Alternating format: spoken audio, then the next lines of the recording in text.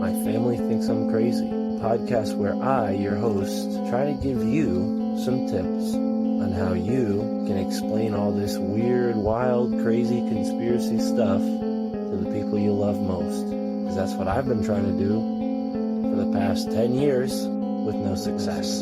I've been telling everybody that our government is shady, but every time I do, my family thinks I'm crazy. The hollow earth, UFOs, aliens invading, fluoride in the water, they swear skies daily. When I talk about these things, they think I'm crazy. There's no escaping anymore the evil that we're facing. Illuminati mind control, they're sacrificing babies. The end of days, but anyways, my family thinks I'm crazy. What, they don't want to listen to you? No, they don't want to listen. They don't want to hear it. They're just like, oh, here we go, Mark. Off again with your... Mark being Mark again. Yeah. So, that's the thing about podcasts is when you're on the air, and it's like therapy, If I can't talk to my family about this stuff, I'll talk to you, Matt, and all our listeners. You'll just tell your whole podcast. Yeah. So who are we talking about today, Matt? They think that I'm crazy. They really think that I'm crazy. They really think that I'm crazy. My family thinks that I'm crazy.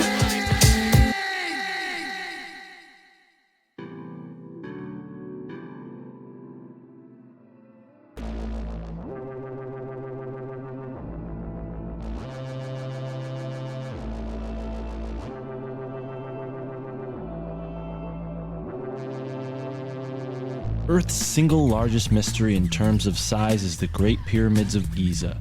For 3,800 years, they were the largest man-made structures on the planet, the single remaining intact wonder of the 7 greatest in the world, built in Egypt, and we've all heard countless explanations for their purpose.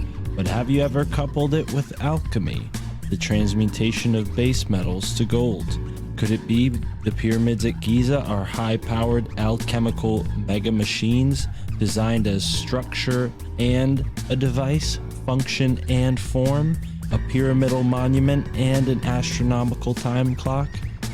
Here to propose just that theory is author of The Land of Khem, Geoffrey Drumm, here with me, Mystic Mark, on the My Family Thinks I'm Crazy podcast. Thank you for tuning in and enjoy this episode with Geoffrey Drumm.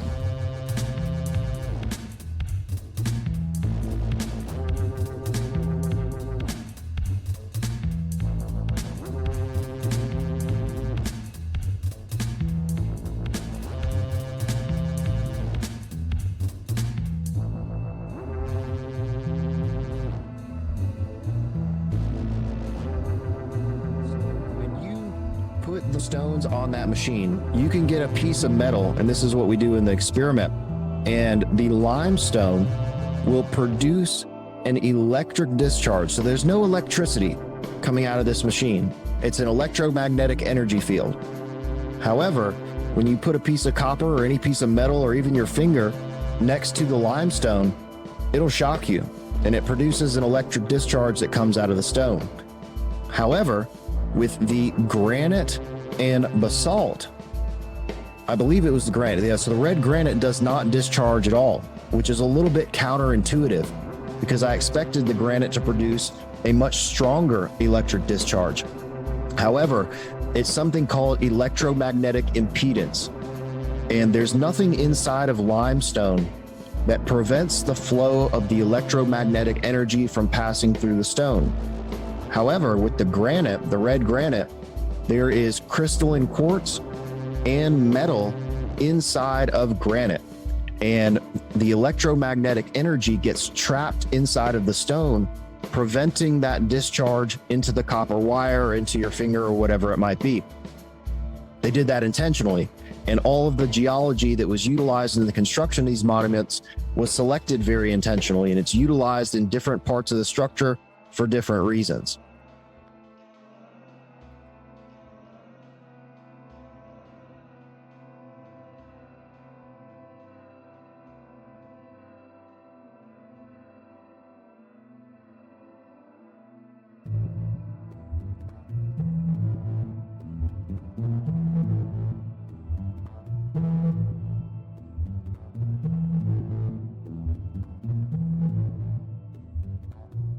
We are currently listening to Geodetic Transmissions by Revolution Void. The intro song is custom made by Destiny Lab. You can find them on YouTube and Spotify. And our outro song is also custom made by Luke Halizna.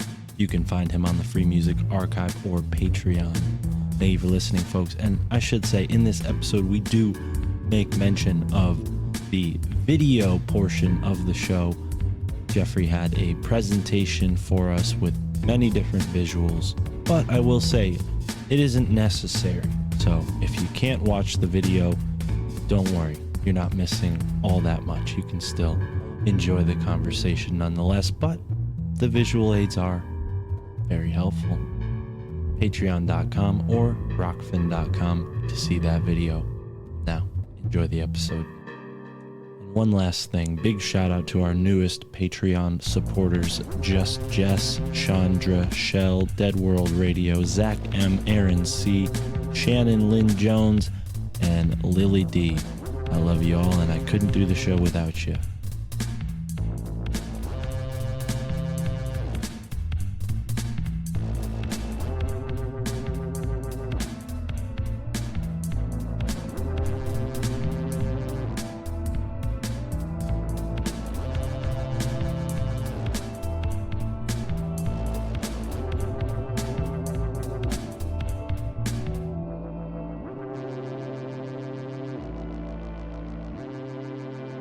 My name is Geoffrey Drumm. I'm the author of a book called The Land of Khem, and the full title of the book is called An Initiation into Ancient Chemistry Through the Degrees of the Egyptian Pyramids. And it is about the connection between the Egyptian pyramids and their function as to the production of chemicals on an industrial scale.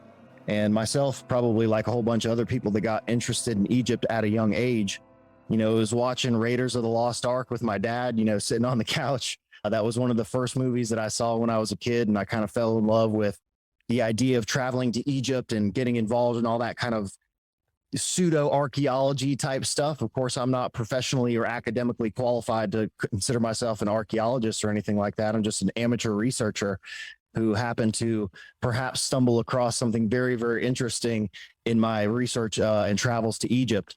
So it was around like 2012, man, that I got interested in the Egyptian pyramids and all things esoteric. And it was kind of that time period where, quote unquote, the end of the Mayan calendar, which we all know was not the end of anything, but just the beginning of another new cycle. And it was kind of everyone was going through a spiritual reformation at that point, and myself included, when I got kind of interested in all that stuff, specifically the alternative functions of the Egyptian pyramids. Fast forward 5 years, I was working for an IT company at the time. I'd gotten a huge commission check. I had just broken up with a terrible ex-girlfriend. And I was like, fuck it. I'm going to go to Egypt and do something that I've always wanted to do. And I, had lined up the research expedition with Yusuf Awiyan, who, if anybody's familiar with Egyptology and kind of the alternative circle regarding the function of the Egyptian pyramids and research about the proposed function of these structures, anybody knows about Yusuf. And I knew that if I went to Egypt, I wanted to work with him. So I was very fortunate. I reached out, we got in touch, planned a first research expedition for 2017. And that was my first time going to Egypt. And I was actually working at the time with the guy, and I forget the name of his actual YouTube channel, but he proposes that inside of the Great Pyramid, they was using electrolysis to split water into hydrogen and oxygen. And then it was somehow converting that into electricity inside of the Great Pyramid. And I was working with that guy and researching his theory. And he knew that I was going to Egypt, and we were going to try to put some connections together on site because he had never been himself between his theory and the Great Pyramid. Long story short, that's one of my biggest objections to all of the theories surrounding the alternative function of the Egyptian pyramids, is that they focus specifically on the Great Pyramid and ignore all the rest of them, right? They propose this spectacular function for the Great Pyramid, but what are all the rest of them doing? So within my book and on my YouTube channel and all this kind of stuff, I've proposed a comprehensive overview of the function of all these structures: Step Pyramid, Red Pyramid, Bent Pyramid, Great Pyramid, Central Pyramid.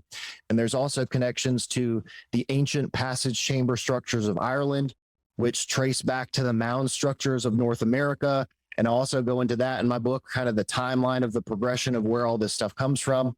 And if you have any questions about that, fire away. And I do have a little presentation that kind of walks through my favorite proposals that I made within the book and some of my favorite episodes on my YouTube channel, some of the more recent stuff that I've put out. And so whenever we're ready, I can fire that up too.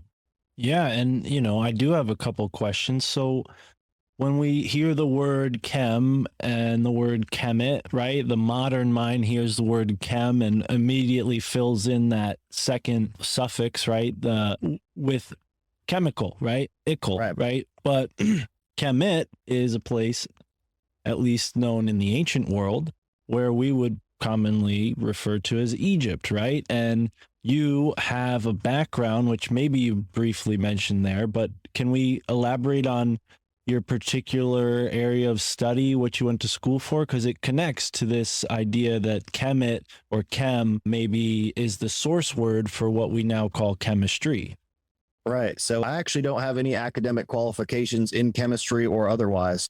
So I have a BS in psychology and a minor in Spanish, but I just happen to be, fascinated by chemistry my entire life. And as I was investigating these structures in Egypt during my first trip in 2017, all the evidence that I started to see pointed me more in the direction of chemistry as opposed to electricity. And we know, even according to conventional archaeology, that Egypt was the birthplace of chemistry. They were the first ones to produce synthetic chemicals. There's a pigment called Egyptian blue, which is the world's first synthetically produced pigment, and it was being massively produced on an industrial scale. And like you mentioned, so the title of my book is The Land of Chem, Chem, and it's a play on words because Khem is the etymology of the words alchemy and chemistry. That is where we get our modern words. The land of Chem, Khem, refers to the black alluvial soil around the Nile River, but it also refers to, in my opinion, the nigredo or the calcination stage, the blackening stage of the alchemical process. And it is from that blackened material that you extract the vital compounds and the product that you're looking for. So I think it's also a reference to chemistry, leads us into the connections of alchemy in the Middle Ages, and then on to our modern industrial revolution, which led us to the production of chemicals on an industrial scale, which I believe is also directly connected to research on the Egyptian pyramids. Wow. Particularly the production of ammonia. I think they were looking into the Red Pyramid and happened to discover the same thing that I did, is that the Egyptians were using that structure to produce ammonia. Right. And I have heard you say this before, that the, Egyptian Pyramid Complex was somewhat of an ancient chemical manufacturing plant to some degree, but within the context of alchemy, which I seem to have been clarified there, like, this is so much deeper, so much larger. We're talking about not just a material process of getting one thing to another. This is possibly something that affected people on a spiritual level, what was going on the Giza Plateau, correct? Well, so you also have to remember that alchemy is just a veil, right? So the spiritual interpretation of alchemy was simply intended to protect the practitioners thereof. Because in the Middle Ages, you would be burned at the stake very, very quickly for the practice of any sort of science or actually chemistry. But if you look at these alchemical texts, they're actually encoding legitimate chemical information, formula, all this sort of stuff is actually related to the legitimate practice of chemistry. So they were really just hiding the discipline within this allegorical narrative of spiritual transformation, but it is very legitimate chemistry that they're talking about. That's the thing with all esoteric symbols, is that there's an interpretation that is intended for the public comprehension, but then only the initiates are able to understand the deeper meaning of these texts, which when you read alchemical literature, it really is referring you back to actual practical chemical knowledge that was being utilized at the time. Wow. Yeah. And excuse me there, because which is a great segue to my first slide, by the way. Great. Which is the esoteric interpretation of the scarab and the Apis bull symbols from the dynastic Egyptian religion, which are directly related to the production of methane gas. So my proposition regarding the timeline of the Egyptian pyramids traces back to the civilization that once inhabited North America during the last ice age. And this is being prolifically researched by people like Graham Hancock and Randall Carlson. And they also proposed that there was a civilization that inhabited North America. I propose in my book that it's the survivors of this ancient cataclysm that left North America, traveled to Europe, Africa, South America, and Asia. And this is where we get the mythology of the creator gods that arrived to all of these places with science and technology intact. It is because of that ancient, relatively advanced civilization that inhabited North America. They had chemistry. They had the ability to build structures. They had knowledge of physics and astronomy and all of these things. And they brought all of that with them to these new areas. As they reestablished their civilization, they implemented their knowledge, the cumulative knowledge of this ancient civilization in these structures to the benefit of the civilization as they reestablished themselves in these new areas. And this was a post-cataclysmic civilization. And people always ask, well, why did they build the pyramids so big? And, they've lasted forever and they're essentially indestructible. Well, this is one of the reasons, is they wanted to make sure that their work would last forever and it couldn't be destroyed again, as everything was during the destruction of the North American continent at the end of the last ice age. Now I see what we got here on the first slide. This is ferrous sulfate, iron sulfate. We see a cross on its side with a sort of alchemical circle with two dots and a pyramid, and it says the land of Khemet. It's a real sharp logo. So shameless plug and shout out to my new logo. Shout out Adam Arrington for helping me design this new logo. So this is the brand new logo for the land of Khem. It's the central pyramid of Giza with the alchemical symbol for hydrochloric acid, which is the chemical that I proposed was being produced inside of that structure. Currently wearing the shirt right now. I love these in the violet exclusive. Of course, the title for the book, Land of Khem. My website is thelandofkhem.com, Instagram at the Land of Khem, and YouTube, the Land of Khem, CHEM.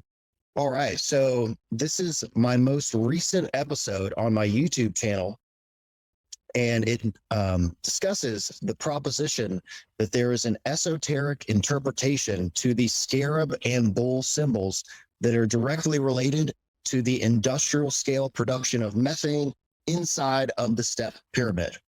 This is a symbol that has been incorporated within the dynastic Egyptian religion as a solar symbol, right? It represents the rising and setting of the sun every day, and the god Khepri, as represented by the scarab, pushes the sun across the sky every day. And to me, this interpretation made absolutely no sense. Even as a child, when I was studying Egypt, the fact that they have what is essentially a desert cockroach pushing a ball of feces around the desert floor, somehow representing the glorious golden sun, it never really resonated to me as being true. However, if you reinterpret this symbol from the perspective of ancient chemistry, the first step in the process of producing methane gas is harvesting cattle manure, because it provides the bacteria that basically digest the raw materials in your slurry to create that methane gas. And that is exactly what I proposed was occurring inside of the step pyramid of Saqqara. And that also directly relates to the deification of cattle throughout the ancient world. You see that all of the ancient religions across the planet basically deify cows. They are gods to those civilizations. And of course, there is an astrological interpretation to that symbolism, right? The constellation Taurus. But that's, again, a superficial interpretation that was intended for public consumption. It's an esoteric symbol. And with all of these symbols, there's always a deeper interpretation that's intended for the initiates of whatever that particular discipline might be, in this case, being ancient chemistry. Wow. So the cows giving off methane, the methane being a part of the dung in the beetle's process. What are you proposing that this temple is actually going on? Like a process of harnessing the methane to create energy, to create heat? What's your initial suspicion? And please don't let me jump ahead if that is going to be covered further on.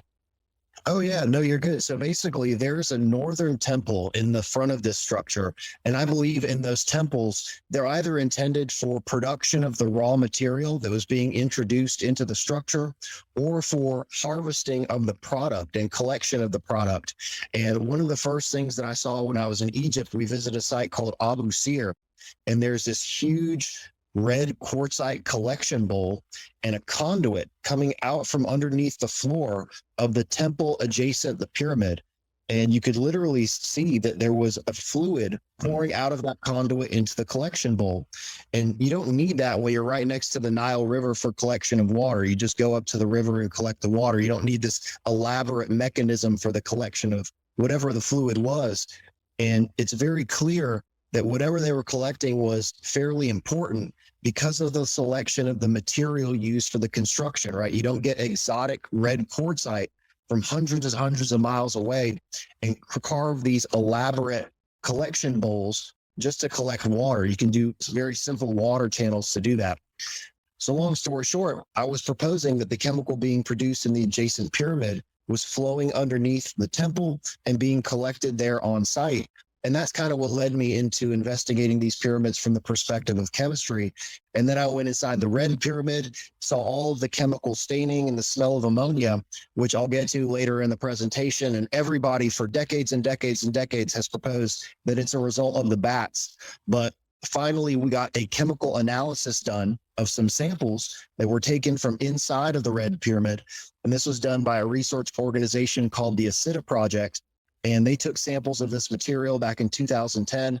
I finally got in touch with them, and it turns out that the black material is strontium and has absolutely nothing to do with bats whatsoever. So I finally put that incredibly superficial explanation for all of the smell and the staining. Of course, they go, oh, it's the bats. Nothing to see here, you know? But no, there was chemical analysis taken of that material, and it was finally proven that it has nothing to do with bats. So one of the other videos that I put out in regard to the step pyramid of Saqqara, this is an industrial scale manufacturing complex. And here on the western side of the structure, there's a massive storage silo that was intended for the storage of grain. And grain was also incorporated into the slurry. So you basically mix water, agricultural scrap material, and about 10% cattle manure into a fluid slurry here in the Northern Temple. It was then introduced into the structure, and then the methane rises out. And the methane could have been used. Well, my first proposition is that it was used for metallurgy. Metallurgy was huge in the ancient world. And if you have the ability to produce high temperature flames using methane, that also leads directly to the imagery of the sacred flame in all of these ancient civilizations. And this is usually represented by a blue flame, which is also the color of the methane. So nonetheless, there's a lot of stuff here at the Step Pyramid, which was actually done by the dynastic Egyptians. And of course, there's been reconstruction of these sites over all the ages and repurposing of the structures. But that is my proposition for the Step Pyramid of Saqqara, that it was used to produce methane gas. Of course, that methane being used for metallurgy, but then also for like normal domestic applications. The ancient Chinese were harvesting methane from natural gas seeps and transporting it in bamboo pipelines to the city centers where they were using it for heating and lighting and cooking and boiling water. Of course, all of those applications certainly would have been relevant to the dynastic Egyptians, and that's what I believe the methane was being used for.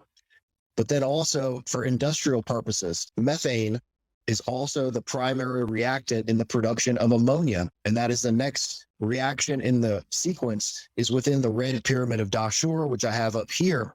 And these are some old original photos from inside of the red pyramid showing all of the staining covering the walls. And you can see the staining patterns inside of the structure that are indications of the fluid dynamics that were occurring. And all of this black staining, again, everybody has explanation has always been that it's because of the bats, and that there was a huge colony of bats that lived inside the structure, and that's also what produces the smell of ammonia. Well, I've been in structures in Egypt where there are bats. There is no smell of ammonia, and there is bat feces all over the floor, and you can clearly tell that bats are living in the structure. You can see here in these old pictures, there's no bat feces in the floor. There's no indication that bats or a large colony of bats were ever in this structure. And the Acida Project took a chemical analysis of this material, and it's strontium. which is a very, very unusual material until you start to look into it and determine why that strontium is actually in there. And I have an explanation for why that's the case also.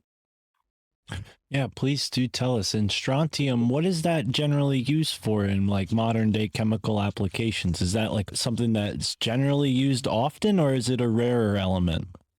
Well, so this is the area in the structure where those samples were taken from. This is the upper vault of the secondary air reformer.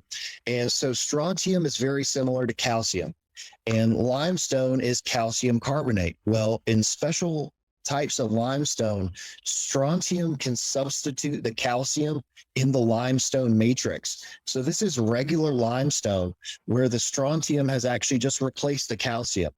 And these are extrusions of strontium that are coming out of the stone as a result of the dynamic pressure changes inside of the structure. Because up in this upper vault, there were fluctuations between high and low pressure systems. And that's what caused the extrusions of the strontium to come out of the stone. However, there's also some other very, very unusual elements found in these samples. There was high quality, and I have a full video about this on my YouTube channel. And as with all of these things that I'm discussing, there's specific episodes on my YouTube channel. And so strontium being the main component of the chemical analysis, but there's also all of these exotic semi-radioactive elements. You see thorium, uranium, et cetera, et cetera. There's also antimony, lead, cobalt, nickel, copper, zinc, chromium, all of these very unusual elements. And I have an explanation for that I haven't quite covered yet. But again, the main component is strontium that's coming out of the stone. It's a natural part of the stone. But again, it's coming out of the stone due to dynamic pressure changes inside of the structure. Has nothing to do with bats. Right. And that second degree of whatever, elements here is Cu. What does that initial stand for? Which element? So that's copper. Copper. Okay. So the higher there's strontium and a majority strontium, and then the larger percentage compared to the rest is copper, it seems. But wow, yeah, that is really strange. So yeah, I didn't quite understand what you're saying until you laid it out like that the elements are being expressed from the stone because of whatever process is happening in this chamber. That's really compelling. Correct. Wow. Which is as close to we can get as conclusive evidence. I don't like to say it's proof, but it's evidence for an industrial process occurring inside of the structure. Because again, everybody's simple explanation has been bats. Nothing to see here, move along. Everybody goes in and out of the structure in 5 minutes because it smells very, very strongly of ammonia inside of that structure. And the smell of ammonia, and I've been to Egypt 3 times, in 2017, 2020, and 2021, and I'm going back later this year. And the smell of ammonia gets stronger and stronger every time, and it emanates from the final synthesis chamber. It actually comes up out of the pit, which was the drainage portion of that structure. So it's just the ammonia is still coming out, and it's a very pure chemical ammonia smell. It doesn't smell like urine, right? Urine has a very distinct organic smell. There's other compounds in it that would cause it to rot and ferment, and it would smell terrible in there if it was actual bat urine. But it doesn't. It's very, very pure ammonia smell. And it's difficult to stay inside that structure for a long time just because the smell is so strong. But I've spent quite some time in there, documenting the structure, looking at everything, because there's some very anomalous details about that structure that haven't been explained other than what I'm doing. Wow. Yeah, very interesting, man. So I'm kind of going through the chapters in the book. So each degree, the book itself is a fictional story of a young man's initiation into an ancient secret society that was responsible for the construction and operation of the Egyptian pyramids. And I chose to write this as a fictional story because I don't have any academic qualifications, and it's much more exciting to read. But within the narrative of the land of Khem, there's basically a monologue that gives an explanation for exactly how all of these structures operate. And the third degree is the bent pyramid. So they were producing methane within the step pyramid.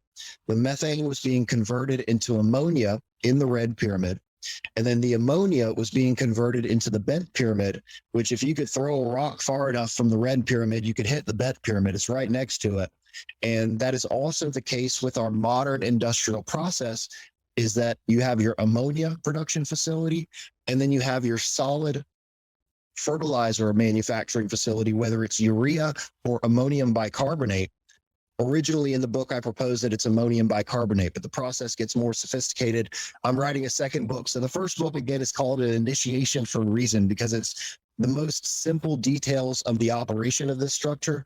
And in the second book, I cover much more stuff. We'll get into a little bit of that. I'll give you a preview of what's in the second book at the end of the presentation. But this is 2020. This is Yusuf and I heading toward the bed pyramid. This is my first time going inside the structure. I was so pumped to finally get a chance to go inside this thing. It's been closed to the public for decades and decades, and we were one of the first people to get a chance to go inside the structure. And this is the primary reaction chamber of the bed pyramid. Within this chamber, I propose that carbon dioxide was being percolated up through the ammonia solution to produce solid ammonium bicarbonate. And multiple researchers have found elevated levels of carbon dioxide inside of this structure. There's a Russian research team. So I've worked with this group called the Asida Project, and they're this Russian research group that have been researching the Egyptian pyramids and going and taking measurements and documentation and doing this chemical analysis. And they have a very prolific website and YouTube channel. But I've also been in contact, but I found this other Russian research article that indicated that the Asida Project had taken these samples, and I translated this Russian research article, and they proposed that the lower chamber system of the Beth Pyramid was a furnace for the production of carbon dioxide. Well, I also proposed that carbon dioxide was being utilized within this structure, but it was for the production of ammonium bicarbonate. So there's some reason there's an elevated level of carbon dioxide in this structure, and it's an empty structure. But the bed pyramid also has very, very good ventilation and airflow inside of the structure. For whatever reason, you can feel very strong drafts inside of that structure, as opposed to any of the other pyramids. In the red pyramid, they actually have air shafts, modern air shafts leading in there in an attempt to ventilate that final synthesis chamber. They're trying to get the smell of ammonia out of there. Wow. And this is just kind of a depiction of the chemical reaction that I proposed was occurring inside of the bed pyramid's primary reaction chamber. And there's a significant amount of erosion inside of the primary reaction chamber of this structure, which is pretty unusual, right? Why is there erosion inside of one of these chambers if it was a burial that's been closed for thousands of years? So next up is, of course, the Great Pyramid of Giza. This is an awesome picture that was taken from Yusuf's balcony. So we went over there to eat dinner one night, and we were just hanging out, and they do a sound and light show every night at Giza. So you get to watch the Great Pyramid change colors. It's a truly amazing experience to go to Egypt. Feel very, very fortunate to have done that. But long story short, I also proposed that the Great Pyramid of Giza was designed to produce a dilute solution of sulfuric acid, hydrochloric acid being produced in the central pyramid. And I have videos about all this stuff with detailed explanation on my YouTube channel. And of course, also in the book, I go into great detail about how these structures operated. And if you have any questions, let me know. I'm fascinated. I have plenty of questions, but I really want to see where this goes further, because I feel like my questions about chemistry are just going to be so basic that it might bore the people who know more than me. So let's get right past that and get into the heart of this. Well, this is very, very basic chemistry, and it's very basic physics that were involved in the operation of these structures. And that's one of the biggest beefs I have about kind of the alternative researchers, is they propose all this lost ancient high technology. Well, this wasn't a high-tech civilization. There's nothing about these structures that I would consider high technology. It is very, very simple, basic physics and knowledge of how the natural world operated. And they harnessed all of this power to produce miraculous chemical reactions. If you understand simple physics, you can do very, very powerful things. And that's also how they lifted the stones, and they did all this stuff. It's knowledge of physics and hydraulics. And I have a video coming up on my channel about the construction of the pyramids, and they did that using knowledge of hydraulics and fluid dynamics. And they basically floated the stones on water all the way to the site, and then they got them up there using water. Wow. So, I mean, that we're going to spend a lot of time talking about that. maybe not right now because I don't want to break up the conversation from the presentation, but I got a hot video coming out this weekend, man. okay. Okay. Well, This really isn't my discipline. I'm interested in how they were built, but I focus on what was going on the inside. So in this particular episode, I'm just going to share some research. I've had a lot of requests for people asking, well, what do you think? How were they built? So I found two very similar theories that both involve knowledge of hydraulics and fluid dynamics to float the stones into place using water. And it was very, very easy to do. It doesn't require heavy lifting or people dragging stones. And it's from the vein of work smarter and not harder. This is a civilization that the Nile River was the lifeblood of that civilization. Water was absolutely everything to this ancient civilization. And of course, they would have known how to use it to move stones around and to make work easier. People often significantly underestimate the knowledge of ancient stonemasons and the ingenuity of things like pulleys and levers. And these are things that are very, very basic physics that if you have enough knowledge about how these things work, you can move some pretty heavy stuff and lift some very, very big things. And the evidence of water erosion around the pyramids is often used to date them to very ancient times. I wonder maybe if it's just a byproduct of, the process of building it. Yeah, so there's a big discussion to have there, regarding the dating of the Egyptian pyramids, like you said, the weathering of the Giza Plateau, so the Great Pyramid of Giza. And my proposition is that this structure was designed to produce a dilute solution of sulfuric acid. And I apologize if I said that before. I think that was in the previous recording. But nonetheless, this is just a gift of the modern industrial process for the manufacture of sulfuric acid. So if you imagine that this component here is the king's chamber, this component here is your antechamber, this is your grand gallery, and this down here, your collection tank, would be your queen's chamber. And if we go back, let's see here, trying to make sure I can see everything I'm doing here. And if we go back, so this would be, again, your furnace for the production of sulfur oxides, your antechamber. Well, I won't say what that is because that's getting into the second book, but any of you that were paying attention to that animation and know anything about chemistry will know what the antechamber is for. Your grand gallery is for the collection and the production of the product here. And then the queen's chamber is your extraction chamber. And pretty much everyone that has been researching the Great Pyramid has proposed that the subterranean chamber is a water pump. A lot of people suggest that the entire structure is a water pump, which I very, very highly disagree with. But the subterranean chamber was designed to pump water from the subterranean chamber up through the so-called well shaft and into the grand gallery and queen's chamber. So this entire area here was completely filled with water. Right. And maybe at times certain mixtures of chemicals, right? I mean, not just water. Is that what you're suggesting here? Is that they would be, collecting certain materials through this, refinement process that the pyramid was going through? Yeah, so basically this structure was producing sulfuric acid. And so I also did a video on my YouTube channel about geopolymer and chemical sealants. And there's a lot of indication that there were sealers used inside of these chambers that were intended to protect and seal these chambers from the corrosive effects of the acidic solutions that were being produced inside of them. I also made a video about, of course, the geopolymer theory, which suggests that some of the stones used across the ancient world are actually artificial stones that were made using chemistry. Wow. So, which I highly agree with, particularly in regard to the andesite and the stones used in South America and also in India. There's a very, very interesting video that I put in my video on geopolymer of one of the Indian caretakers at the Kailasa temple. And he's describing the sacred ancient combination, the lost knowledge of the chemical composition that was used to create the artificial stone, the geopolymer that was used to build Kailasa temple.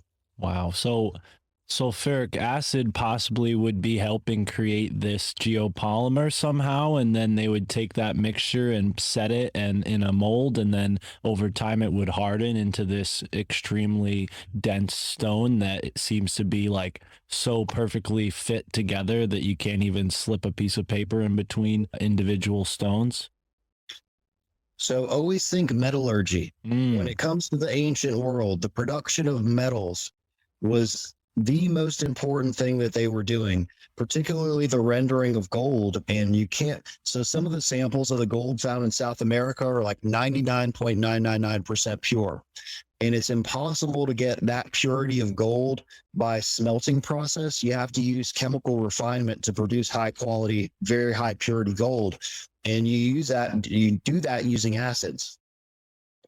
And also acids are incredibly useful for the production of all sorts of other industrial compounds. Well, and maybe this is sort of, again, this is a lot of out of my range, but forgive me for this speculation, but would it be possible that they're using acid to carve what they've carved into the stones, or is that's unnecessary? Because it seems like they're going out of their way to make sure this acid isn't eating away at this stone that comprises the pyramid. Maybe they would use it to create the facial features of the Sphinx, right? They could dissolve it and corrode it with acid and make the process a lot quicker than just chiseling it away. Right. So the way acid will work on stone is it's not so site specific where you could use it in that manner to be able to apply it to be able to control it, to be able to carve stone.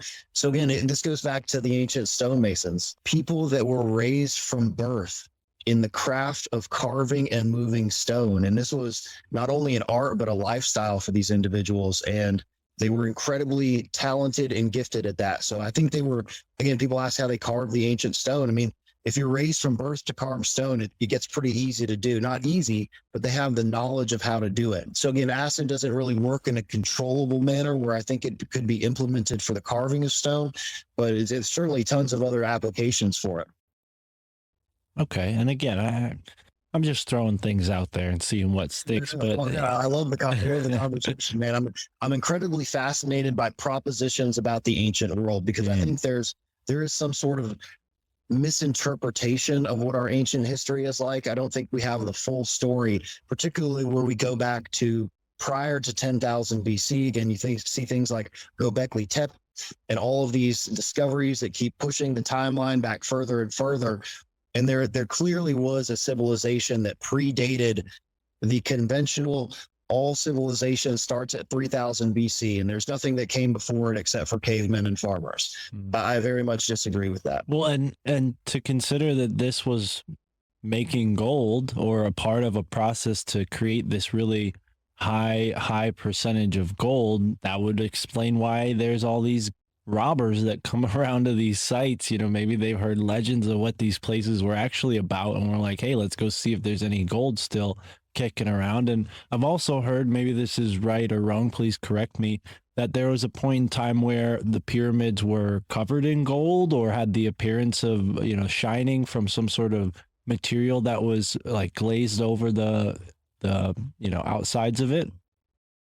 Yeah, so the exterior of the structures were originally covered, well, particularly in regard to the Great Pyramid, with white Tura limestone. And they certainly would have been incredibly brilliant to look at in the middle of the day. Even at night, the moon shining on these things, the casing stones would have been absolutely brilliant. I mean, it would be like looking at the Washington Monument or something like that at night where it was just shining in the moonlight. So they would have been incredibly amazing to look at. And there is some speculation about the capstone of the Great Pyramid, the pyramidion at the top, possibly having been made from electrum, which is an amalgam of gold and silver. But I disagree with that. I don't think there was ever a capstone on the Great Pyramid. And there's a reason for that that's coming up that I explained in the second book in the series. But there's a reason the Great Pyramid doesn't have a pinnacle and the Central Pyramid does. Wow. Okay. And it's clear that you have all of this planned out in a successive fashion. And I don't want to get ahead of it because I respect the fact that it's a fictional work. And I think there's a lot of merit to doing it that way. You know, we've had past guests on the show who are also fiction writers who say this is the best way to give a person morsels of truth through fiction. And my question to you is, as a fiction researcher, or, you know, as a fictional writer and a researcher who's not associated with any, you know, traditional academic group or study, does that give you possibly more leeway in getting around these sites? Or, you know, obviously it lends to your more open-minded take to conundrum, but is it possible that you're kind of flying under the radar where maybe folks like Robert Schoch or Graham Hancock, you know, get a little bit more attention on them when they touch down? Yeah. So the first thing, there's a great quote by Rudyard Kipling that says, if history were told in the form of stories, then it would never be forgotten. And that's what we see with all of the mythology across the ancient world. It was told as a story so that people would remember it and that would be compelling and interesting instead of just some boring history lesson. And I'm not an academically qualified researcher. My original intention was to write a research paper. And in the development of my theory, after I had everything done, the universe works in mysterious ways. And somehow my father ended up going to see a presentation on the 7 principles of Hermetic philosophy. My dad was a retired Army colonel, and I never thought he would go to see something like this. Turns out the guy giving the presentation was a retired PhD in chemical engineering, master's level professor, and he had actually had multiple patents in chemical engineering, both internationally and domestically. So we linked up, and he basically treated me as a grad student and literally ripped my theory to shreds and had me build it back, scrap by scrap, piece by piece, and explain every single tiny little detail and have legitimate academic justification for everything that I was saying. And at the end of the day, his name is in the foreword to my book, because had I not worked with him, I never would have the confidence in my theory to do this. And well, that explains. I'm sorry to cut you off. Go ahead. On Instagram, I'm followed by tons of chemical engineers, physicists, and people like this that are legitimately interested in my theory, because it is the most academically accurate implementation of physics and chemistry within these structures. There's legitimate science that goes into the operation of these structures, and all of that's written out in the book, but it's just told in a more entertaining format where, you know, it's this exciting initiation into this ancient mystery in mystery school, but it also contains all the lessons of exactly how these things operated. Yeah, man. But also to go back to your comment about getting around the Giza Plateau and all these sites, dude, I've been in places that people do not get to go into. And I'm incredibly fortunate to be working with Yusuf, just because he is a legacy tour guide in Egypt. His father was one of the premier tour guides during the 80s and 90s.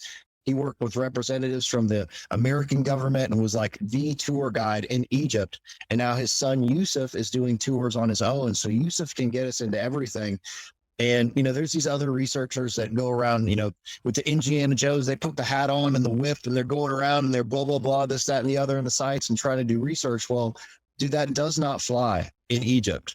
And unless you're following the narrative, and to even get permission to do research in Egypt is basically impossible. Only people from Egypt and licensed, you know, the Egyptologists working for the government of Egypt are the only people that are doing research on the Egyptian pyramids. It's very difficult to get academically sanctioned research done.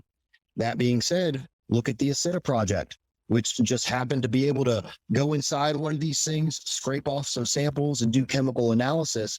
And they've done more for better understanding these structures than Egyptology has ever done in terms of actually understanding what was going on inside these structures. Right. Because they're not beholden to academia, and neither am I.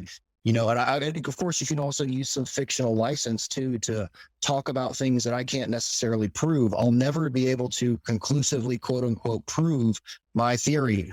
That being said, in my most recent episode, there's a software called COMSOL, and it's multi-physics modeling software.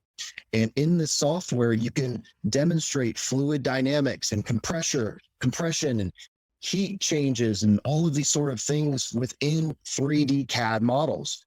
So there's certainly a way where you could upload a 3D CAD model of one of these reaction chambers into a software of this nature, build it out of limestone in the modeling structure, do the fluid dynamic modeling, and see if temperature and pressure changes happen. And you can insert different chemicals in. And this is in my most recent episode as well, where I kind of explained that that's the ultimate goal for my theory, because you can do that separate of academia. And that would be the closest that anyone could ever come to quote unquote proving any of this stuff. Because even if you did, the narrative is never going to change. The books are already written, right? And so regardless of any proof that ever comes out about an alternative function for these structures, it's not going to change the history, nor do I really want to. It's just something that I'm very passionate about. And, I'm certainly not trying to take anything away from the narrative of dynastic Egypt either, right? The pharaohs and all of this, it's a very, very rich history, and it makes Egypt what it is today.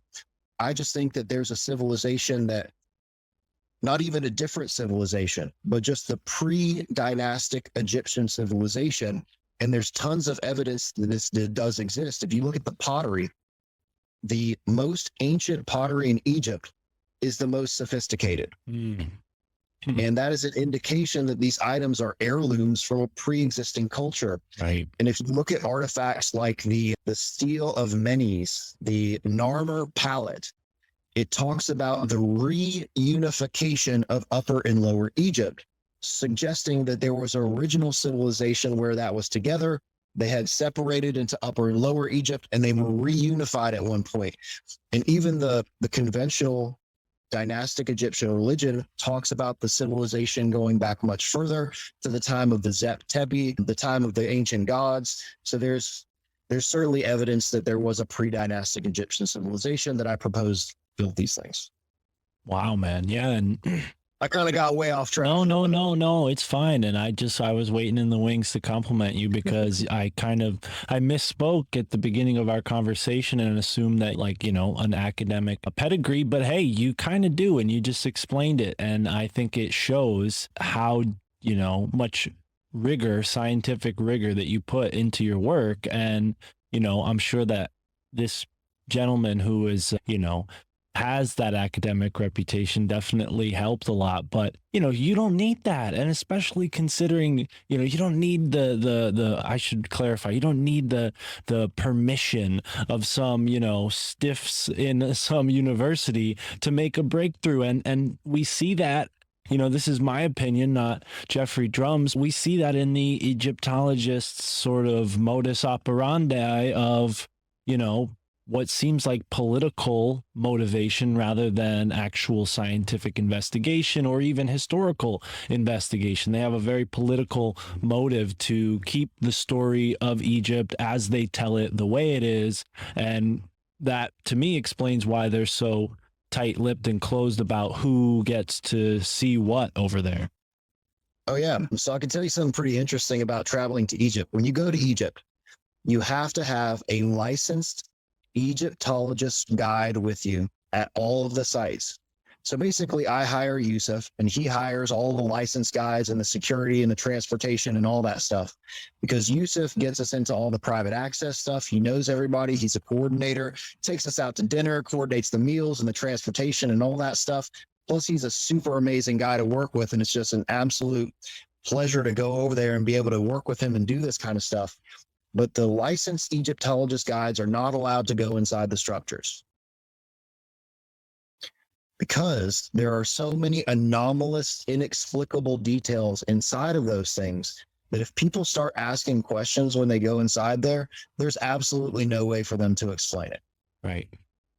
And as we're doing this, the guides are asking questions, and they're talking in Arabic, and he's like, he thinks it's bullshit too. And everybody thinks that the conventional narrative about these structures is somewhat off.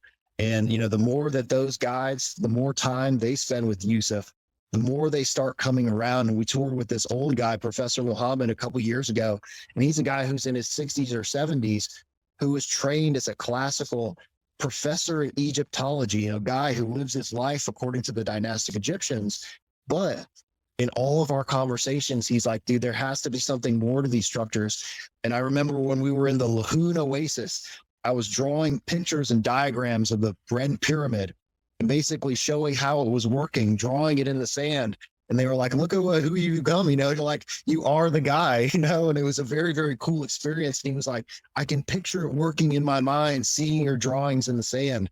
And of course, whenever you get done, you sort of wipe everything away and you go. And it's traveling to Egypt is the most amazing experience that I've ever had. I'm so grateful that I've had the opportunity to do it. So I'm just a normal guy who happened to stumble across something that I consider to be pretty amazing. And when you're looking at these things through the perspective of what you've been conditioned to view them as, you're certainly never going to be able to see them as anything otherwise. That also goes into, okay, so let's consider the development of Egyptology in the early 1900s. This is around the beginning of the modern industrial revolution. So big giant machines that are producing chemicals weren't even a thing at that time. So the people that were researching this wouldn't even have the ability to conceive of them being anything other than tombs, because chemical manufacturing facilities didn't even exist. So you can't think of these things being something that you don't even have the ability to conceive of. Right. So this was being developed in a time where, again, late 1800s, early 1900s, where they didn't even have the knowledge at the time. And everybody from our modern day that has attempted to reverse engineer these structures have all come up with the exact same conclusions, is that form implies function. And these structures have been meticulously engineered with functional architecture that was intended to produce, again, changes of temperature and pressure using physics. Like if you reduce the volume of a gas, you can increase its temperature and pressure.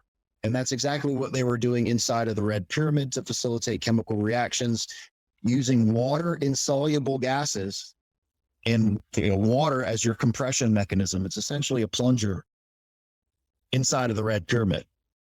Wow. So, yeah, man, let's keep it moving. I want to learn more. What's the next slide? Yeah, so the Central Pyramid, again, the t-shirt that I'm wearing with the alchemical symbol for hydrochloric acid representing the chemical reactions that were occurring inside of the Central Pyramid, of course, producing hydrochloric acid, another very, very useful acidic chemical. And then one of my favorite things about the book is the wrap up of the last chapter, which is in Ireland. So I knew that there was a connection between ancient Ireland and ancient Egypt. And I was super interested in researching Newgrange and the passage chamber structures of Ireland. And so I'm writing the story, and my conclusion inevitably led me to Ireland. And I knew that to be able to write the end of the book and to finish everything and to conclude my research, I had to go. So 2017, I went to Egypt. 2018, I went to Ireland so I could write the final chapter of the book. And over it took me 4 years to research everything and write this book. And so long story short, my theory is that the passage chamber structures of Ireland were used to produce a chemical called ferrous sulfate, which is a very, very useful chemical, otherwise known as green vitriol within the alchemical circles. And it can be used to render not only sulfuric acid, but also metallic iron, which of course would have been very, very useful to this ancient civilization. And if you look here on this slide, this is the curbstone that is out in front of Newgrange. And there's a series of symbols depicted on this stone, and no one has ever interpreted these symbols.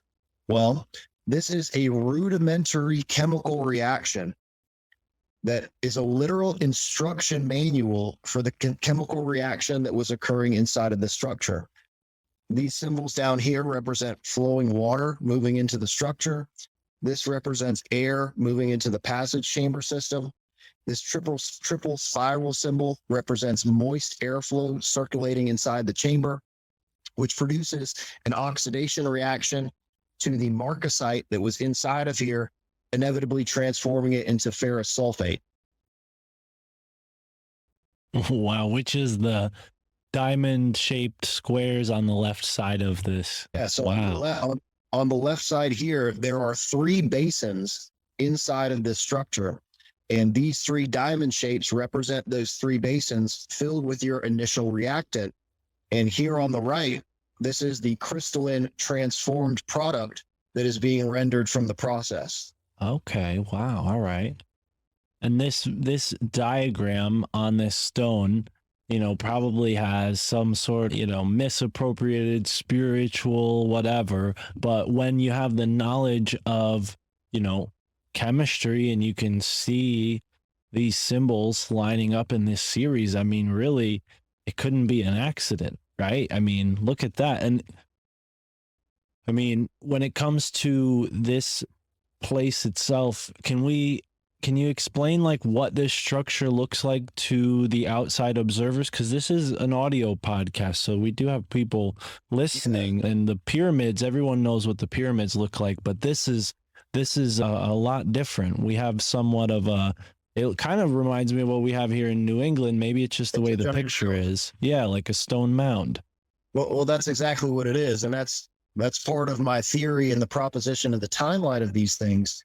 Is that the mound builder civilization that inhabited North America, again, that civilization was completely wiped out at the end of the last ice age. These people moved across the sea, started inhabiting all of Europe, Africa, South America, etc., and they begin building structures. So pyramids are just mounds taken to their pinnacle. It is the apogee of the mound builder civilization. After thousands of years, these mounds eventually became pyramids.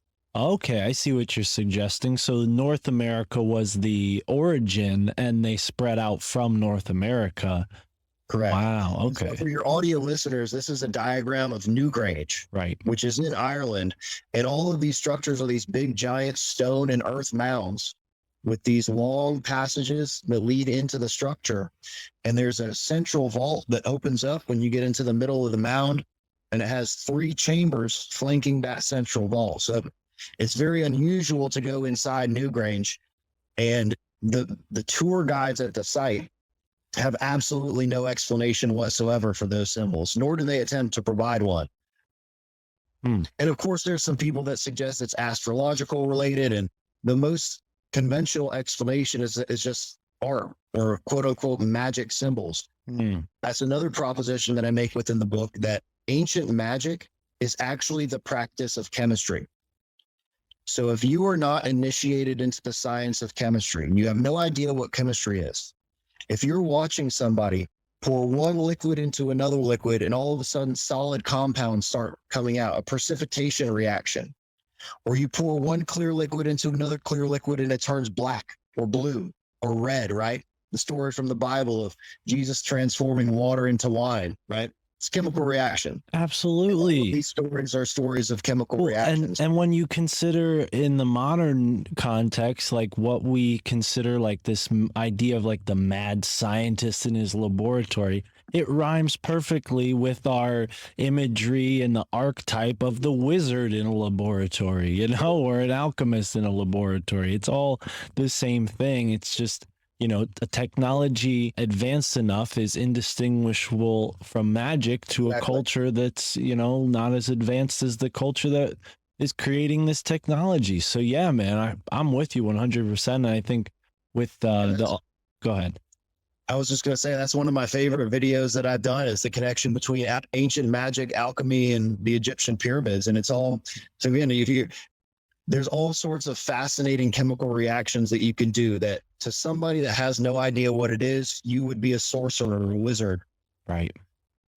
Wow. Now, this is really cool for me. I don't know if you checked out my RSS feed, but I used to do a show called The Elemental Philosophorum. And the idea of that show was, hey, there are so many interesting stories out there with, alchemy, chemistry, and all this, science before it was modern science. So we said, let's just go and take a look at an element one at a time and see what, alchemical information was there along with it. This is perfect timing because this is the last slide in the video. So I'm going to stop sharing. Can you see what I'm screen sharing here? Yeah, absolutely. Cool. So we did, and I completely missed whatever question you just asked. So ask me that again here in just a second. But we also did an experiment where we tested the geology that was utilized in the construction of the Egyptian pyramids. And in this picture, this is limestone down here at the bottom. This is black basalt. This is red granite. And this is crystalline white calcite here at the top.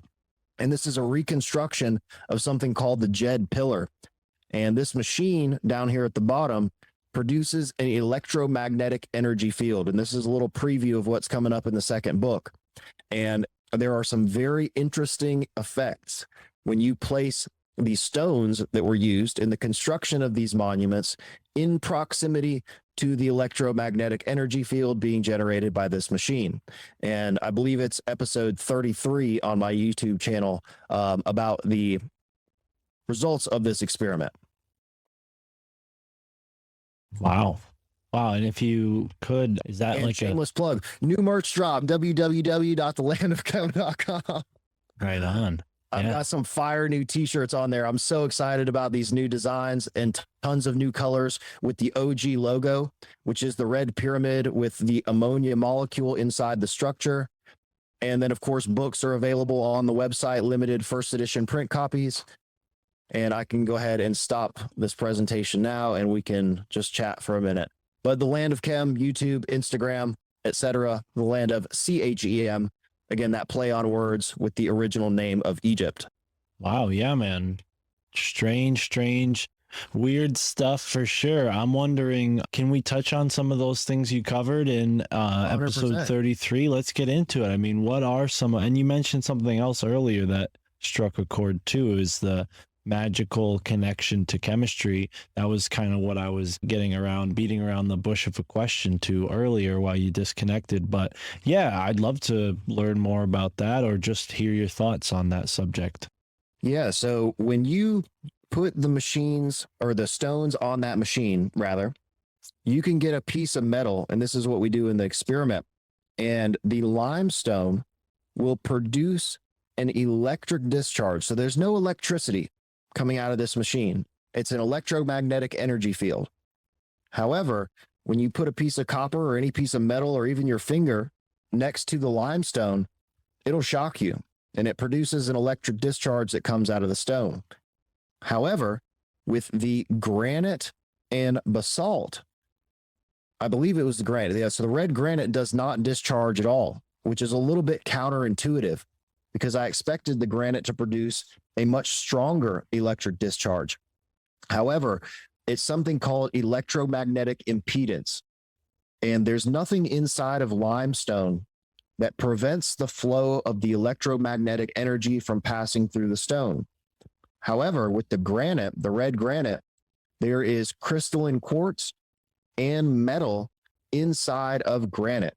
And the electromagnetic energy gets trapped inside of the stone, preventing that discharge into the copper wire, or into your finger, or whatever it might be. They did that intentionally. And all of the geology that was utilized in the construction of these monuments was selected very intentionally, and it's utilized in different parts of the structure for different reasons. Now, you mentioned earlier about a capstone on the pyramid that connects to your second book, and in that diagram or that image you just showed us of that stone device there was a white, stone at the top. Is this functioning in a similar way that the whatever was at the top of the pyramid would function? So that was just kind of how we configured it during the experiment. The white calcite is another very, very unusual material that you find prominently through Egypt. And it's a very crystalline material.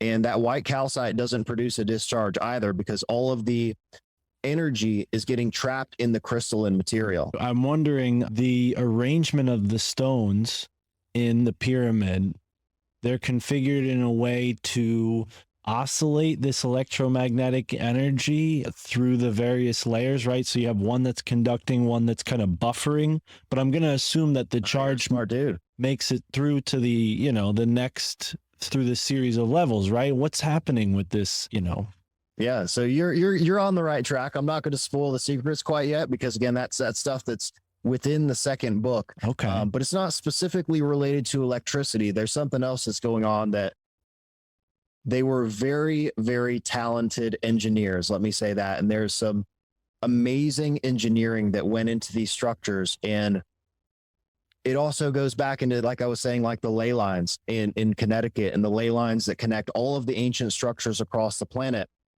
So the Egyptian pyramids are sitting on a huge ley line, and that's pretty conventionally accepted. And the ley lines are kind of that fringe type research, but I think it's very, very legitimate. The Earth absolutely has an electromagnetic grid field, and that's not pseudoscience in any way. That's very, very legitimate. That's actually why, for example, the aurora borealis is produced in the northern hemisphere because of the interaction of electromagnetic energy moving into the planet from the sun. Right. That's interesting. We were just talking to that research, not to cut you off, no, sorry, because I'll totally forget. So when you put the stones on top of that machine, that's the electromagnetic energy field, which mimics the electromagnetic energy field which could have been produced by the Earth at that time. So that's essentially what we're trying to replicate, is why these structures were placed where they are on the planet, and what happens when you amplify all of these natural forces. Right.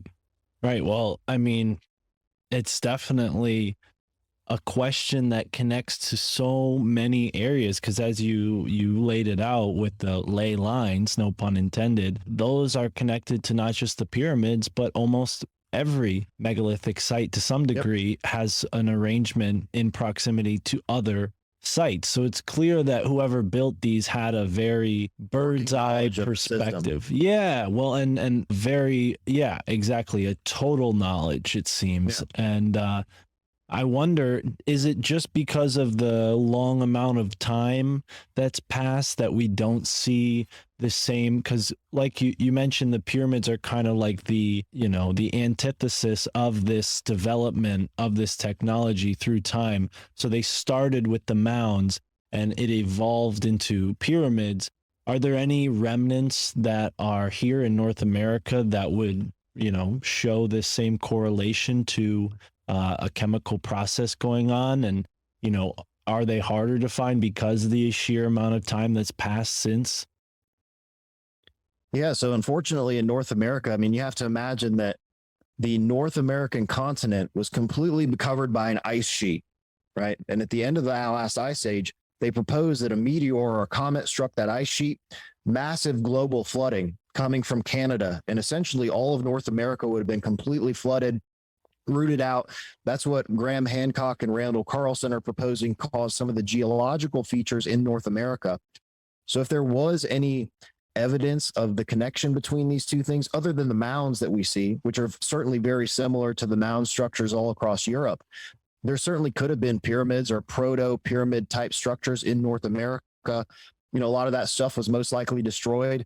And we did a pretty efficient job of kind of eliminating the mounds and all of the other evidence of that culture from all of North America during the Manifest Destiny process. As you're kind of building the railroad, expanding the modern world out to the West Coast, a lot of that stuff would have gotten lost. Yeah, and two things I want to bring up based on things you've just said. So remind me about the aurora borealis, because we're going to come back to that. But when it comes to New England in particular, given that you're a New Englander, and this is rare for me to be speaking with a fellow New Englander, nonetheless someone who's as well versed in this stuff as you are, Freddie Silva, who happens to live up in Maine, was, when I was, asking him similar stuff like, hey, what's interesting about New England? He said there used to be a passage mound, very similar to the ones that they have in France, in Maine, somewhere. I think he lives, I don't want to give out his location, but somewhere up in the more northern part of Maine, not too far north, not as quite far north as Bar Harbor, but somewhere in between. And he said it is, similar to the ones in France. And I'm wondering, what is the distinction between these passage mounds and the one found in Newgrange? Is Newgrange a passage mound, or is that a different type of mound? Yeah, no, absolutely. Newgrange is a passage chamber mound, and those things are found all across Ireland and Great Britain and all across of Europe and Spain. And there's also all of these kind of stone pillar type structures, of course, Stonehenge and things that are similar to that. Right on. And then the other question about the aurora borealis, we have a supporter of the show. Shout out to the Big Tuna up there in the Great North. He's a plow driver in Canada, and I don't know what he's doing now. That I think he fixes the roads in the summertime. That's what he said. But he was telling me a story about him and his buddies shooting fireworks off up there in the northern part of Canada. And he said that when he shot off these fireworks, and he had some particularly loud fireworks, it caused the aurora borealis to be like sparked or something. Like they just started seeing the northern lights where they weren't before. So I'm wondering, with maybe what you know, if you could lend any of your expertise to that and why that would have occurred when he lit the fireworks off. So correct me if I'm wrong. Anybody who is more academically qualified in this is certainly not my area of expertise. But I know that the aurora borealis occurs because of the interaction of the electromagnetic energy and particles in the atmosphere. So if they were setting off fireworks, there would have been smoke or other chemicals probably floating up into the sky and into the atmosphere, which certainly could have led to additional interaction with that electromagnetic energy, causing more lights, et cetera, et cetera. And that's most likely why. That's a pretty good explanation, I think. Yeah, thank you. And Tuna definitely had no explanation for it, so that's much better than he could have provided. But yeah, as someone who lives in Connecticut, we don't see that kind of stuff, and it's awesome that we have supporters all the way far up in the north there. So shout out to you, Tuna. You're welcome for helping you with that question. I know he'll listen to this. But anyways, yeah, man, it's absolutely fascinating. Now, I'm wondering, with the pyramids in Central America, have you looked into whether or not those were used in a similar fashion? Are you planning on doing that at some point in time and venturing down into Central and South America?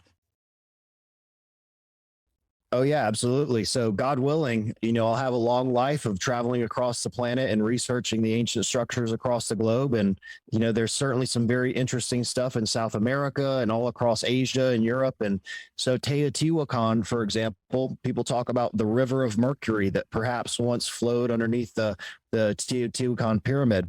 And I've never been to see those structures. I have a good friend named Wally who's been investigating all of the structures across South America and looking into these temples. And I think they're very, very interesting. There's certainly a connection, and they keep on finding more and more of these things all across South America. There was an absolutely immense civilization in South America, and it is completely covered up by jungle. But the more they do all of these LiDAR scans and investigation, they find more and more pyramids and more ancient cities. And it's really pretty remarkable. Well, the immense size of this civilization. People don't realize how big South America, or the civilization that inhabited it was. yeah, man. And you just got my mind jogged real quick when you said how it's all under the Amazon rainforest. You reminded me of I think it's a Portuguese word, but preta terra, which is like this really rich black soil that they can't explain how it has such high levels of carbon, or I don't know exactly what. But they think that maybe the Amazon rainforest is like a greenhouse experiment that's gone out of control. Like at some point, the keepers of the greenhouse left, and just, then they came back 100 years later and boom, there's a rainforest. Yeah. Well, I mean, this was an incredibly sophisticated agrarian society. So the production of crops and agriculture would have been the predominant focus of this society. And that even relates to my theory about the function of the Egyptian pyramids. It's an industrial agricultural society. I don't want to paint the image of like flying spaceships and all of this lost technology kind of stuff. It was an ancient civilization that was utilizing rudimentary techniques to do very, very incredible stuff. But again, the Egyptian pyramids producing fertilizers, that would certainly go directly in conjunction with a huge agrarian ancient society. And I really think if you really wanted the secrets of the planet, desand the Sahara.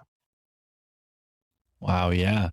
Yeah. I've heard. Find what's buried underneath the sands of the Sahara, because I think that's where the story would get very, very interesting, because there's been some tremendous climatic and geological changes in the Saharan region throughout the past, 100,000 years. So it'd be very interesting to see kind of what's buried underneath the sands of the Sahara. Same thing with the rainforest, what exactly underneath all that stuff. Undoubtedly. Yeah. I've seen images of circular stone structures in far away parts of the Sahara, seemingly far from where would consider the Egyptian civilization kind of being centrally located, but we can imagine that, they were much larger than just what exists along the Nile River, especially considering that it's possible that the desert was not, a natural occurrence. It was some sort of maybe cataclysmic event that turned the place into a desert, or maybe even a man-made experiment gone awry. Who knows? I mean, there's a lot of suggestions that whatever people were doing with the pyramids in those times, it could have provoked an ancient cataclysm, and that's why these structures don't quite function the same way that they do. Do you believe that, or you think it's more of like the Earth is just going through a different series of its life cycle and oscillates its, hertz throughout this very huge lifespan that is the Earth's? That's a very good question. And so my research led me to investigating a very unusual time period in the history of the Sahara. And there's approximately a 3,000 to 5,000 year window from about 8,000 BC to around 3,000 BC, where the upper eastern Sahara had significant rainfall. And it was actually a very lush agricultural area all throughout the upper eastern Sahara. So this is several thousand years after the cataclysm that ended the last ice age, circa 10,000 BC. You have the civilization migrating from North America, inhabiting Egypt, and they're moving towards the Nile River Delta during this time period between 8,000 BC and around 5,000 or 6,000 BC. They're building the Egyptian pyramids. There's prolific agriculture, the domestication of cattle, etc. And then right around the time of the beginning of the dynastic Egyptian pyramid, you see the re-desiccation of the Sahara, which is the Sahara turning back into a desert. There were also a ton of cataclysms around that time, earthquakes, volcanoes, floods, etc. All of these factors could have led to the Egyptian pyramids becoming inoperational, damaged, brought offline, whatever it might be, however you want to phrase it.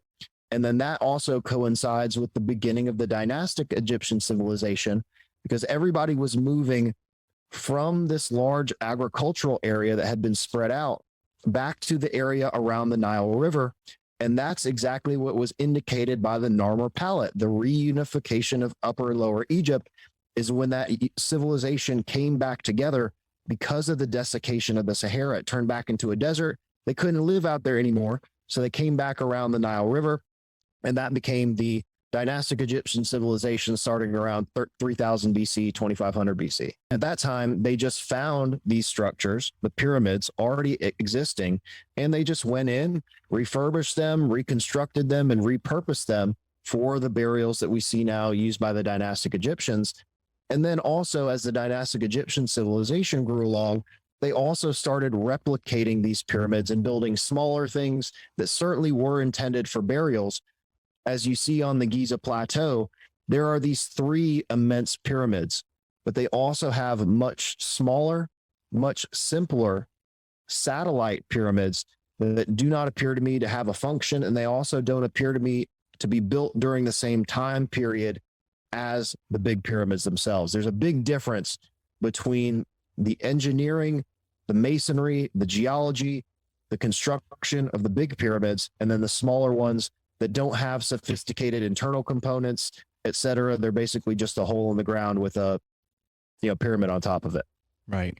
Now, a lot of time is spent discussing the astronomical alignments of these structures and even the mirroring of the Orion's belt in the 3 major pyramids. Do you think that this is, can this be explained that like the pyramids were just multifunctional and that was also part of the culture that created these? They just naturally built everything with those sorts of alignments? Or do you think there was a sort of higher energetic function to the alignment, like where the sun would be and where the certain stars would be at night and the moon even? Like, did they take factors into account to add to the functionality of the machine, or was this just like, putting a watch inside of a car? Right.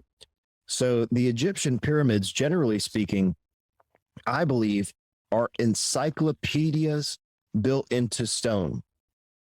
They were intended to encapsulate and encode all of the knowledge of this ancient civilization, from geometry, mathematics, astronomy and astrology, etc., into structures that would last forever, so that if there ever was another cataclysm, people from the future could come back and look at these structures and extract all of that knowledge by studying and measuring and learning about these structures. And that's exactly what I'm attempting to do.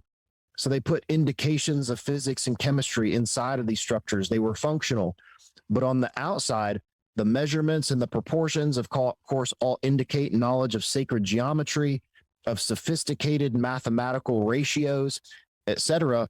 And then, of course, there's a connection to astronomy and astrology, where they're mapping the constellations on the Giza Plateau. So there's some very interesting interactions with all of those things.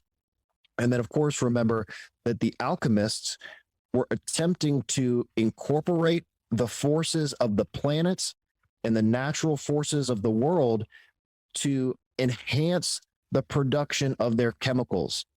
So they were trying to incorporate lunar cycles and solar cycles and morning dew and all these sorts of things to make their product better.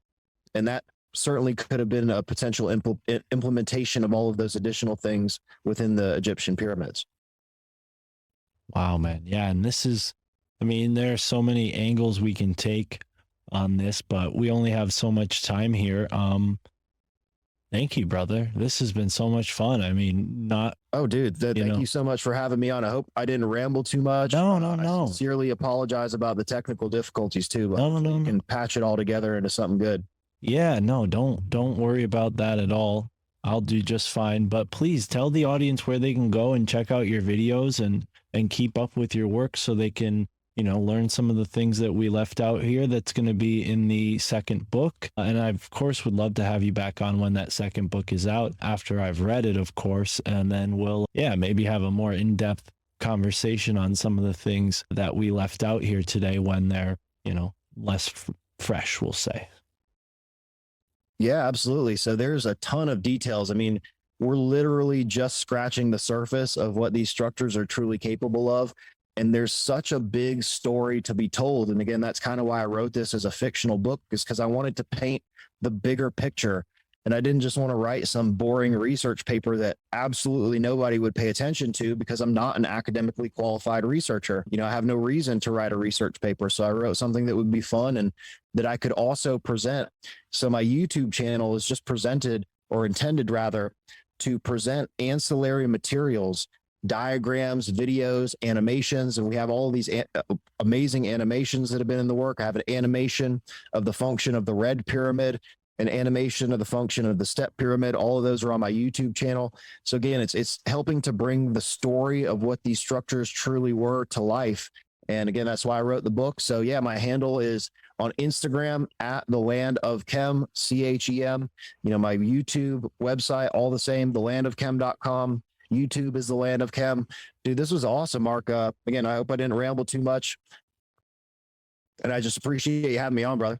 Yeah, no, that's what you're here for, brother. I like to sit back and let you ramble, and I kind of snipe out what I think is, something I can even add to or get clarification on. And dude, this has been fun. Like I said, definitely a lot of room to be had for a second conversation. And I know the audience is going to be really eager to go on Rockfin and see the slides that you sent me. So thank you for helping me there, because, we got audio listeners and they get the show for free. And if they do watch the video version of the show on Rockfin or on my Patreon, it helps me keep this show going. So shout out to all of the amazing people who showed up to listen to this episode. For Geoffrey, because I know this topic is going to be sought after. People definitely might be finding this episode for my podcast for the first time. So welcome. And to everyone who's already here, help out, folks.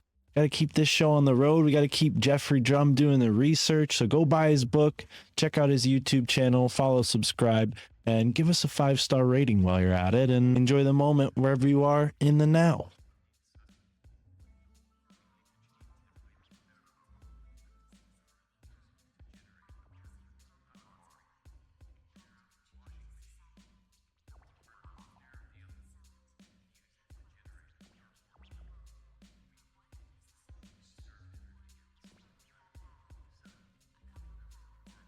Thoughts on alchemy. Among the alchemists busy with transmutation of gold from base metals such as copper and lead, gold was highly valued for its unique physical and chemical properties. It symbolized enlightenment and the great attempt of turning base metal into gold, the king of metals. In alchemy, gold was believed to possess the secrets of immortality, and that made it a very precious element. Hence why Geoffrey might be onto something with this pyramidal energy, not to mention that the symbol of the pyramid has to do with fire. And you put that flame inside of the pyramid, it almost looks like an oven, right? The word pyre has always meant the word fire, P-Y-R-E, has always been associated with the word fire. We even have the words, you know, or the letters PH giving you the f sound, like F. So you could see the etymology possibly there, speculating, of course. We also have Feuer, right, which is another word that's very interesting. Feuer, right, Germany, F-U-E-R. These words all mean fire. In Dutch, it's vuur. Danish, it's vier. So I think Geoffrey is onto something, and I have to admit I have not read his book yet. He gave a hell of a presentation, but I don't think he included any of this. So Geoffrey, if you hear this, check it out. So we have pier, right, which means fire, and then we have amid, right? Amid means the middle. A middle. So a fire in the middle. We have a fire in the middle of the pyramid. This is an alchemical fire that can transmute lead to gold, possibly. Baking a honey wheat cake in a fire. Figure out what that means, folks.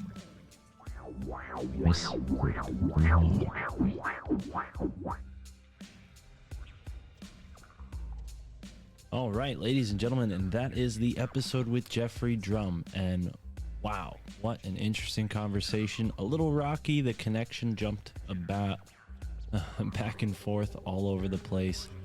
At first we had trouble with audio, then we had trouble with his internet connection. We switched over to the phone, and the remainder of the interview went pretty smoothly. I apologize if I missed any rocky spots.